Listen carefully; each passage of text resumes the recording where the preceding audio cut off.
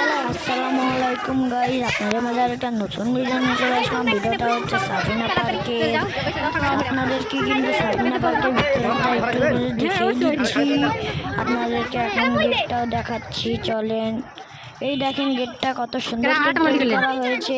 এটা মনে হচ্ছে ব্লক দিয়ে তৈরি করা, কিন্তু এটা ব্লক দিয়ে না, এটা একটা ইট দিয়ে তৈরি করা, রং করেছে, তাই জন্য মনে হচ্ছে একদম ব্লক।